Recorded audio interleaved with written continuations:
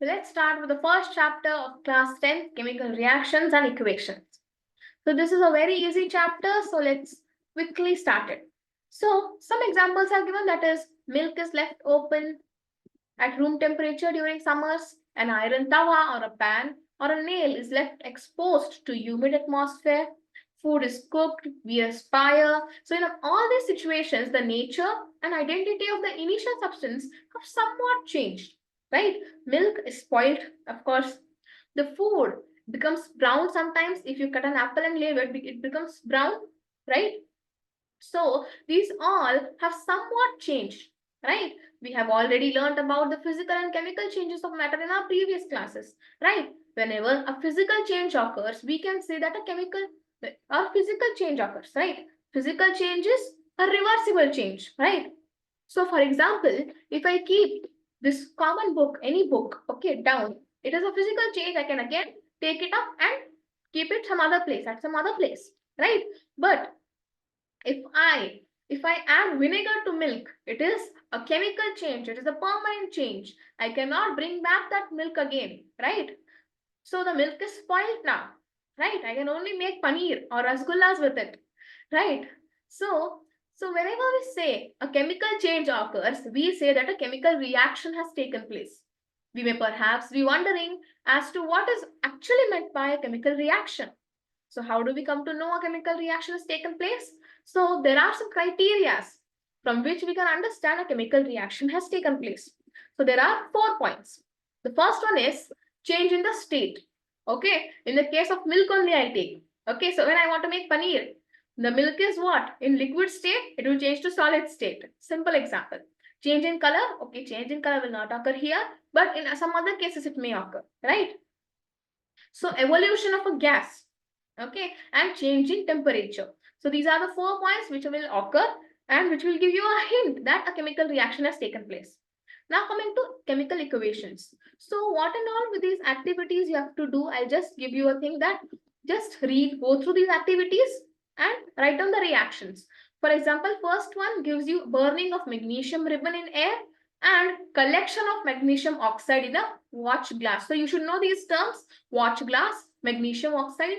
When we burn magnesium ribbon with a burner, we'll get magnesium oxide in a watch glass, right? So you need to know these terms, then you will be clear with them. So one more activity here is, from the picture we can see, that is formation of hydrogen gas by action of dilute sulfuric acid on zinc. So what they have done here, first they have taken dilute sulfuric acid. So what is sulfuric acid? H2SO4. Simply we'll write it down.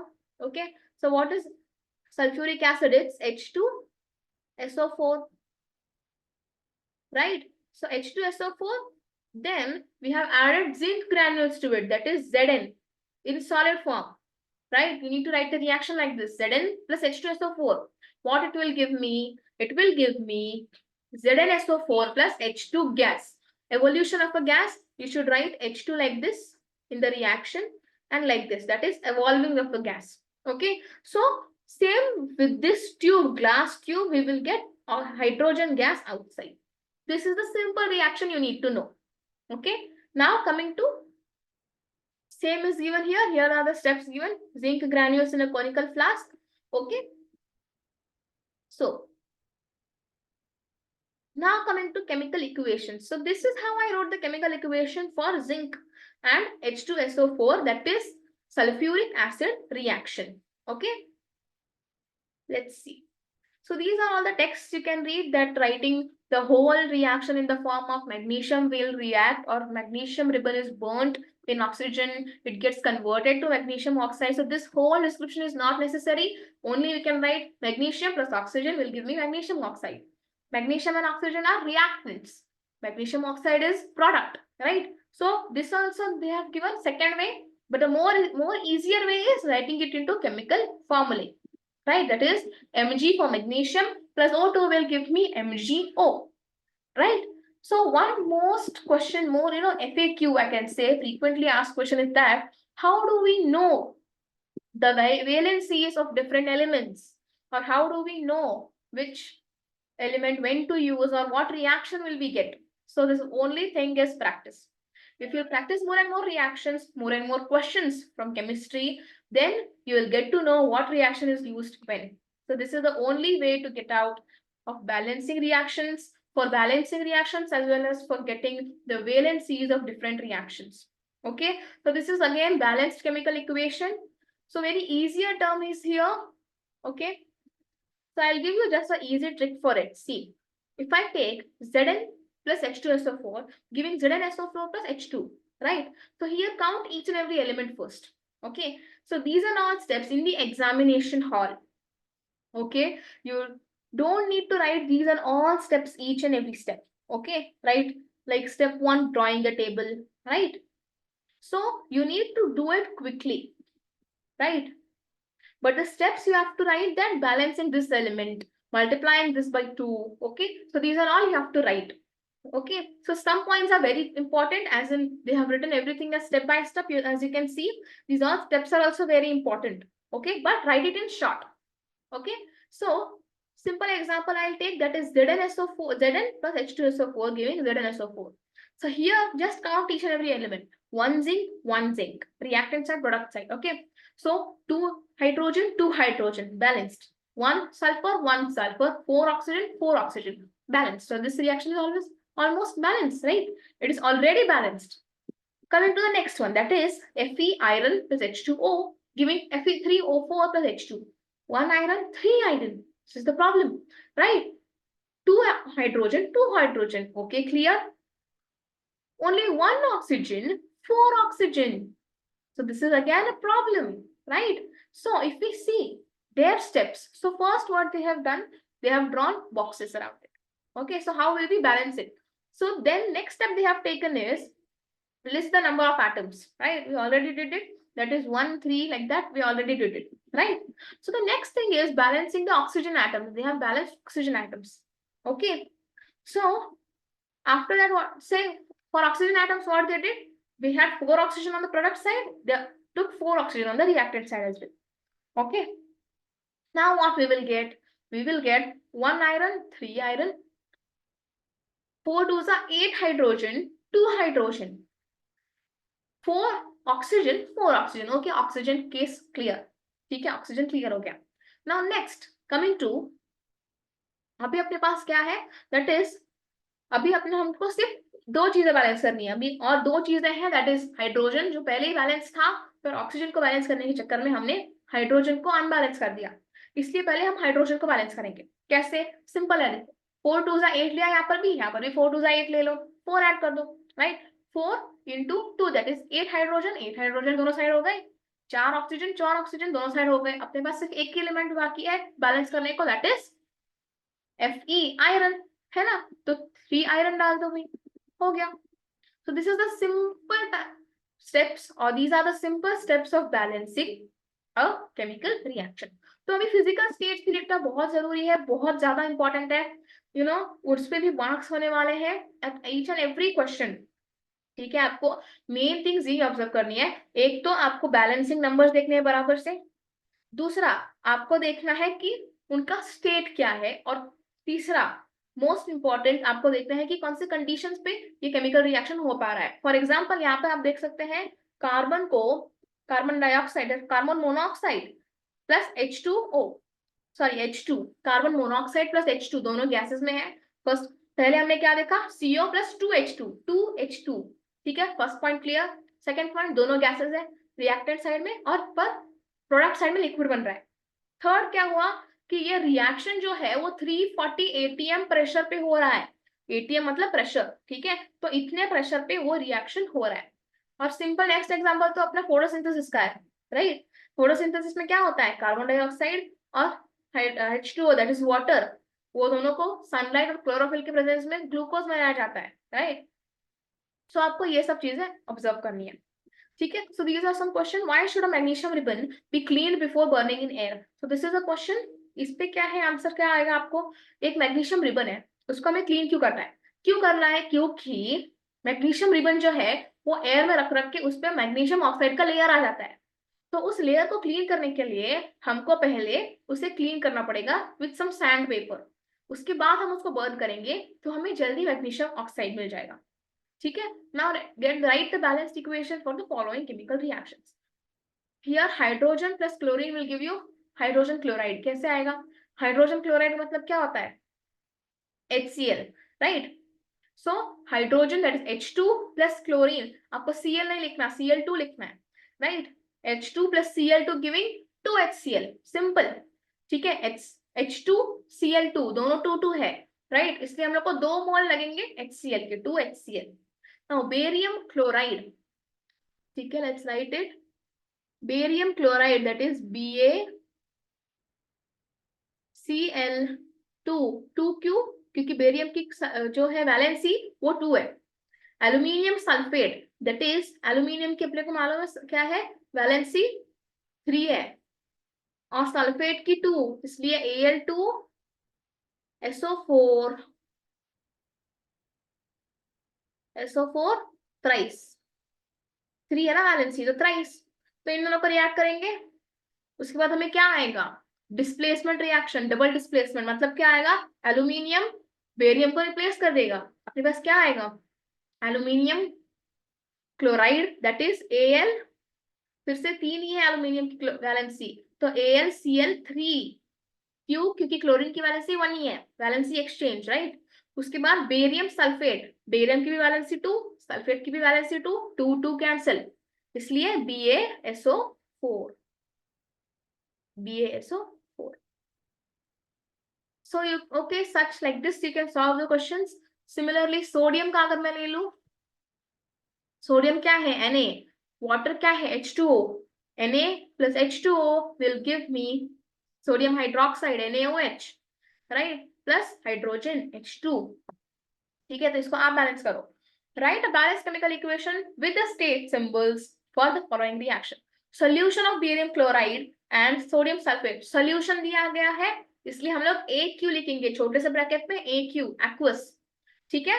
Sodium next वाला है sodium hydroxide solution in water, similar aqueous लिखेंगे. With hydrochloric acid solution in water to produce simple sodium chloride solution and water. आप लिख सकते हो इसको. Now coming to types of chemical reaction, बहुत simple topics है. पहला है कॉम्बिनेशन रिएक्शन. ठीक है, कॉम्बिनेशन का मतलब वर्ड से ही समझ लो, कॉम्बिनेशन, कंबाइन करना है, राइट. तो क्या होगा? सिंपल एग्जांपल दिया गया है कैल्शियम. इस एग्जांपल को भी आपको याद रखना है क्योंकि एक्टिविटी में भी है, राइट. दैट इज, और क्विक क्लाइम, स्लेक क्लाइम, इन सब के नाम आपको याद रखने पड़ेंगे क्योंकि एग्जाम में वो लोग क्वेश्चन को ट्रिक करने के लिए आपको जानबूझ के slake lime reacts with quick lime, quick lime reacts with water to produce slake lime, right the reaction, ऐसे देंगे वो लोग. सीधा सीधा CaO नहीं देंगे आप. Okay, so they want to twist the questions. So CaO plus H2 will give H2O will give CaOH twice, that is calcium hydroxide. Calcium hydroxide भी simple लगता है उनको, so they'll give slake lime only. So you should remember the names as well, but they sometimes give calcium hydroxide also to make it easier for the students. Okay, so such a reaction in which a single product is formed, single product form हो रहा है, इसको हम लोग बोलते हैं combination reaction. ठीक है. So you can also read this point. These points tell you, in points से भी question आता है. Okay. So calcium hydroxide reacts very slowly with carbon dioxide present in the air. अभी calcium hydroxide जो है CaOH twice, उसको white washing के लिए यूज करते हैं दीवारों पर. ठीक है, तो दीवारों पर वो जब वो लग जाता है उसके साथ कार्बन डाइऑक्साइड रिएक्ट करता है. ठीक है, तो ये कार्बन डाइऑक्साइड रिएक्ट करके एक thin layer of carbon calcium carbonate form होता है वॉल्स पर. ठीक है, तो ये लेयर क्या करता है, is formed after 2 to 3 days of the white washing and gives a shiny finish to walls. It is interesting to note the chemical formula for marble, limestone. ठीक है, इन सब के लिए सेम फॉर्मूला है कैल्शियम कार्बोनेट. ठीक है, so next coming to more examples discuss कर सकते हैं, आप देख सकते हैं इनको. burning of natural gas. Okay, so you need to also remember the states present in that. Okay, gaseous, aqueous जो भी दिया हुआ है, ग्लूकोज aqueous फॉर्म में. ठीक है, decomposition of vegetable matter, you need to go through the also examples as well. Okay, coming to decomposition reaction is, वापस इस लड़की को देख लेते हैं हम लोग, ये क्या रिएक्शन कर रही है. So the correct way of heating the boiling tube containing crystals of ferrous sulfate and smelling of odor. तो मैं आपको और एक टिप देना चाहूंगी कि आप हर एक gas, for example chlorine gas produce होता है तब क्या आता है, मतलब क्या रिएक्शंस होते हैं। फॉर एग्जाम्पल यहाँ पर आपको दिया गया है ये reaction, that is 2FeSO4 in the presence of heat will give me Fe2O3 plus SO2 plus SO3। तो यहाँ पर क्या दिया गया है कि जब ये SO2 गैस आता है तभी आपको एक स्मेल आती है, ठीक है, एक पंजेंट स्मेल आती है। तो SO2 की प्रॉपर्टी क्या हो गई, जब वो बाहर आता है तब पंजेंट स्मेल आती है। तो आप सेम प्रॉपर्टी का लिस्ट हर एक गैस के लिए बना लो, फॉर एग्जाम्पल क्लोरीन के लिए बना लो, SO2 के लिए बना लो, तो आपको ये इजियर पड़ता है, right. In this reaction, you can observe single reactant breaks down to produce simpler products. This is a decomposition reaction. ठीक है, ferrous sulfate crystals that is FeSO4 plus .7H2O। अभी .7H2 क्या है हम पढ़ेंगे आगे, water of crystallization है वो, ठीक है। lose water when heat। अभी crystals जो है वो सिंपल सॉलिड से बन नहीं सकते। सिंपल सॉलिड मतलब क्या, पाउडर होता है, पर उसमें अगर हम पानी मिलाएं तो क्रिस्टल्स फॉर्म होते हैं। आइस क्या है, पानी का क्रिस्टल है, राइट। तो हम जब उस पाउडर में पानी थोड़ा अमाउंट में मिलाते हैं उसको क्रिस्टल बोलते हैं, वाटर ऑफ क्रिस्टलाइजेशन, ठीक है।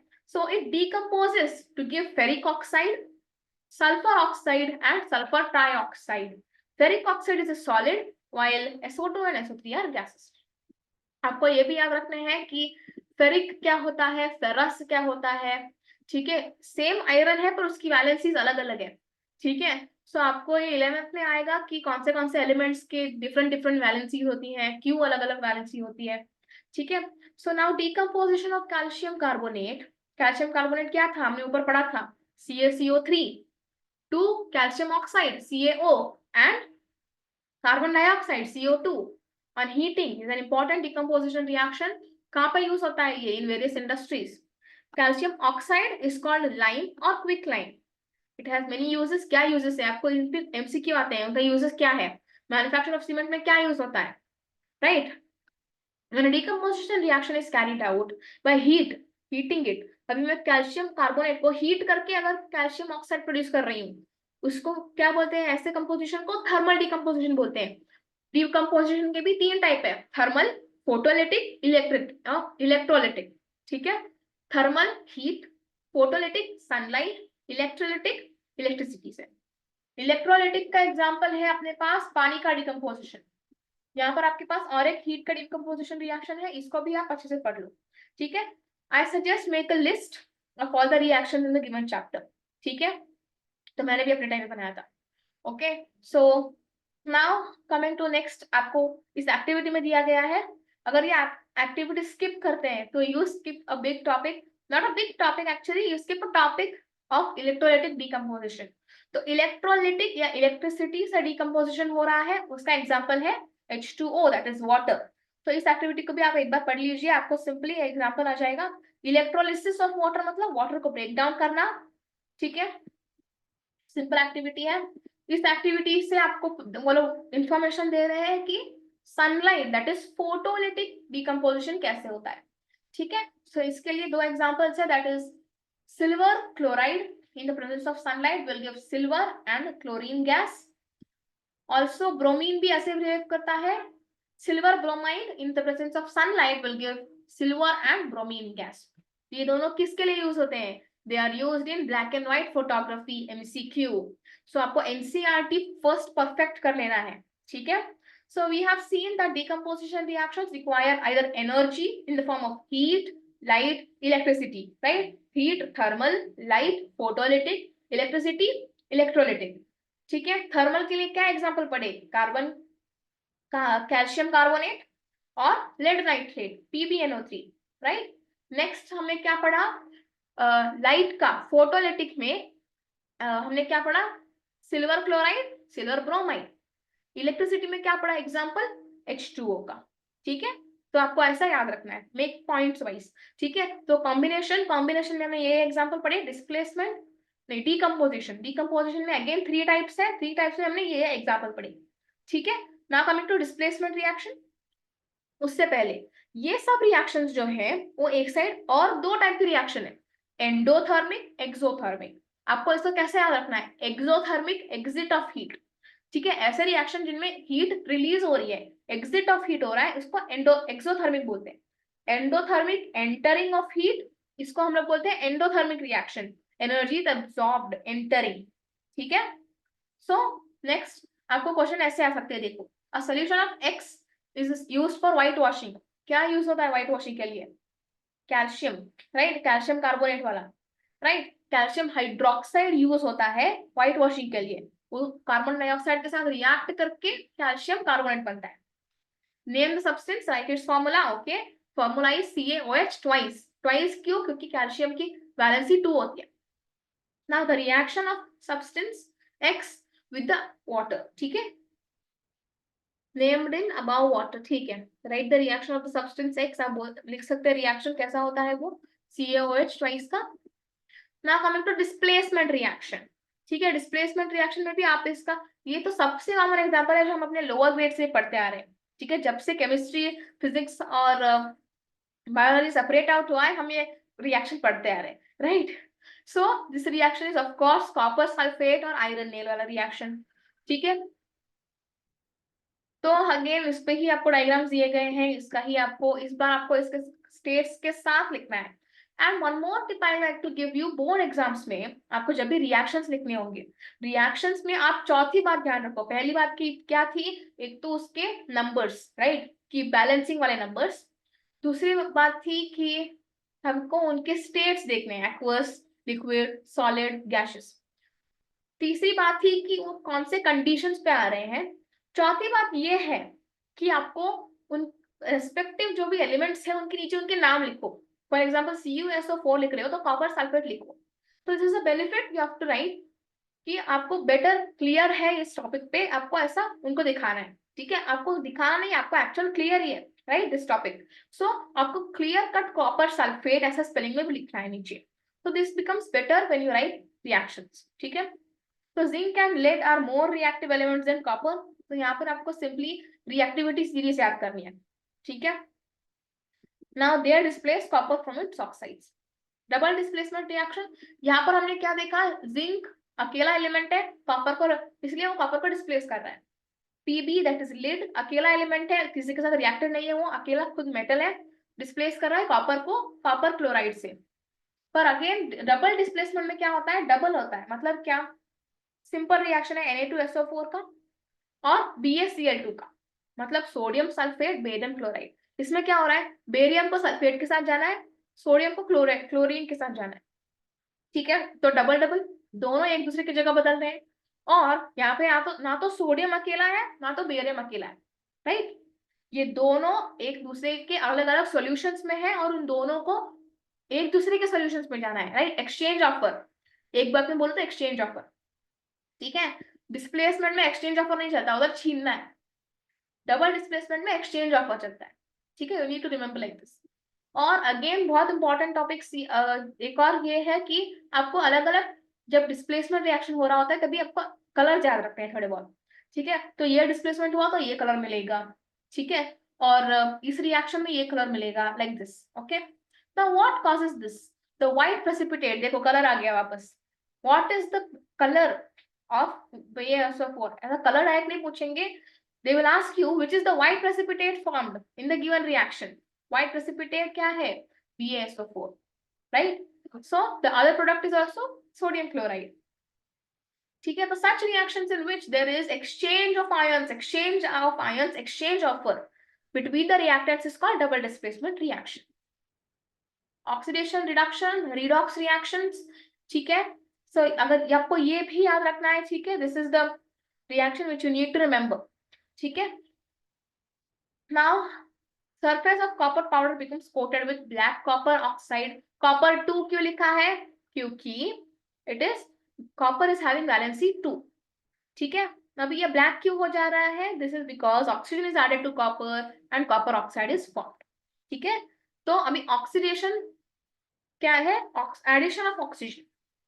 हम लोग, मैं क्लियर कट फुल टेक्स्ट का समरी बताती हूँ। दैट इज ऑक्सीडेशन का मतलब क्या होता है, adding oxygen, removal of hydrogen. Oxygen और हाइड्रोजन को आप दुश्मन समझ लो, ठीक है, उन दोनों से ही पानी बनता है, बट स्टिल आप इस रिडॉक्स रिएक्शन के लिए उन दोनों को दुश्मन समझ लो। मतलब क्या है, ऑक्सीडेशन का मतलब होता है एडिशन ऑफ ऑक्सीजन और रिमूवल ऑफ हाइड्रोजन, जहां पर ऑक्सीजन को ऐड कर रहे हैं हाइड्रोजन को रिमूव कर रहे हैं। रिडक्शन का मतलब क्या होता है, अभी क्या है, हाइड्रोजन को आना है, हाइड्रोजन को ऐड कर दिया इस और ऑक्सीजन को निकाल दिया, ठीक है। सिंपल एग्जांपल दिए गए हैं, that is if a substance gains oxygen during a reaction it is said to be oxidised, if it loses oxygen during a reaction it is said to be reduced, ठीक है। यहाँ पर दिए गए हैं ऑक्सीडेशन रिडक्शन आपको दिया है CuO plus H2, presence of heat gives Cu plus H2O. Some other examples are also given, zinc oxide और मैंगनीज ऑक्साइड का दिया गया है। आपको ये मैंगनीज ऑक्साइड का रिएक्शन याद रखना चाहिए क्योंकि that is an important one, ठीक है। सो नेक्स्ट इज रिएक्शन, यहाँ पर फुल आपको समरी दिया गया है, that is from above example we can say if a substance gains oxygen or loses hydrogen it is called to be oxidized, it is said to be oxidized. If a substance loses oxygen or gains hydrogen it is said to be reduced, ठीक है। तो आपको और एक question आता है यहाँ पर इंपॉर्टेंट ऑक्सीडाइजिंग और रिड्यूसिंग एजेंट्स का, जो आपको बहुत कंफ्यूज कर सकता है, but it is very easy, ठीक है। तो it is really easy because आपको सिर्फ याद रखना है कि ऑक्सीडेशन और रिडक्शन होता क्या है, ठीक है। तो उसमें क्या याद रखना है आपको कि ऑक्सीडाइजिंग एजेंट जो है, अभी आप समझ लो ऑक्सीडाइजिंग अच्छा काम होता है, राइट। अभी ऑक्सीडाइजिंग एजेंट जो है वो अपना ऑक्सीजन दूसरों को देने के लिए तैयार होते हैं, ठीक है। सो वो लोग खुद को ऑक्सीजन दे देते हैं, खुद रिड्यूस हो जाते हैं, खुद का ऑक्सीजन दे देते हैं, आपको ऐसा याद रखना है। ऑक्सीडाइजिंग एजेंट खुद का ऑक्सीजन दान में दे देते हैं और वो अच्छे होते हैं, आपको ऐसे याद रखना है, ओके। सो रिड्यूसिंग एजेंट जो है वो ऑक्सीजन छीन लेते हैं, राइट, ठीक है, वो ऑक्सीजन छीन लेते हैं। सो दे themselves get oxidized, वो खुद ऑक्सीडाइज होके दूसरों का ऑक्सीजन छीन लेते हैं। These are reductants और reducing agents. ऑक्सीडाइजिंग एजेंट मतलब क्या, वो खुद दान देने के लिए तैयार होते हैं, ठीक है, अपना ऑक्सीजन दान देने के लिए तैयार होते हैं। Now, have you ever observed the effects of oxidation and reduction in everyday life? Everyday life में दो है applications, that is corrosion and rancidity. Corrosion का मतलब हमने देखा है, there are mainly black coating on silver. अब तीन एग्जांपल है हमारे पास, that is firstly कॉपर का ब्लैक, ग्रीन कोटिंग आती है कॉपर पे, ग्रीन कोटिंग आती है कॉपर पे, ठीक है, और ब्लैक कोटिंग आती है सिल्वर पे, और of course rusting of iron, that is brown reddish brown coating on iron, ठीक है। It causes lot of damage to car bodies, bridges, iron railings, ships and to all the objects made of metals, especially those of iron. Corrosion of iron is a serious problem. Every year enormous amount of money is spent in replacing the iron, ठीक है। So also now coming to rancidity, अभी क्या होता है कि हम जब भी अपने एप्पल्स अगर अपने कट करके रखें, ठीक है, आप ऐसे ही छोड़ दो, ना खाओ हवा में, कुछ टाइम के बाद वो ब्राउन बन जाते हैं, right. So this is due to rancidity. When fats and oils are oxidized they become rancid and their smell and taste change. Usually substances which prevent oxidation or antioxidants are added to foods containing fats and oil. Keeping food in airtight containers help to slow down oxidation, right? तो अभी simply हम chips में क्या होता है, chip manufacturers वो क्या करते हैं पता है, चिप्स के पैकेट में नाइट्रोजन भर देते हैं, ठीक है। नाइट्रोजन क्या करता है, वो कट ऑफ कर देता है ऑक्सीजन का कांटेक्ट, इसलिए क्या होता है ऑक्सीडेशन वहां पे नहीं हो पाता है और अपने चिप्स जो है वो सॉफ्ट नहीं होते। अगर आप चिप्स आज रात को आप यहाँ पर ही रख दो अपने डाइनिंग टेबल पे या किधर भी टेबल पे रख दो बाहर, और सुबह देखो तो वो पूरे सॉफ्ट सॉफ्ट हो जाएंगे, आपको खाने का मन भी नहीं आएगा, राइट, वो क्रिस्पीनेस ही चली जाएगी चिप्स की। बट अगर आप उनको पैकेट में ही रखो, कितना भी दिन रखो, वो नहीं बिल्कुल भी वो सॉफ्ट सॉफ्ट नहीं होंगे, क्यों, इस नाइट्रोजन की वजह से जिसने ऑक्सीजन का फ्लो कट ऑफ करके रखा है, ठीक है। सिमिलरली फायर एक्सटिंग्विशर में भी ऐसा ही होता है, वहां पे फायर एक्सटिंग्विशर जो होता है उसमें कार्बन डाइऑक्साइड होता है, आपको क्या लगती है, ऑक्सीजन लगता है, राइट, आपको जलने के लिए ऑक्सीजन लगता है। सो वो फायर एक्सटिंग्विशर में कार्बन डाइऑक्साइड होता है, पूरा कार्बन डाइऑक्साइड उसको कवर कर लेता है और ऑक्सीजन का जो है सिग्नल जो टच है वो कट ऑफ कर देता है, ठीक है। So for cutting of the touch between oxygen and the food nitrogen is used in chips, ठीक है, एयर टाइट कंटेनर्स भी इसलिए यूज किए जाते हैं, ओके। सो थैंक यू, और हमारा फर्स्ट चैप्टर कंप्लीट हो चुका है इन द क्रैश कोर्स।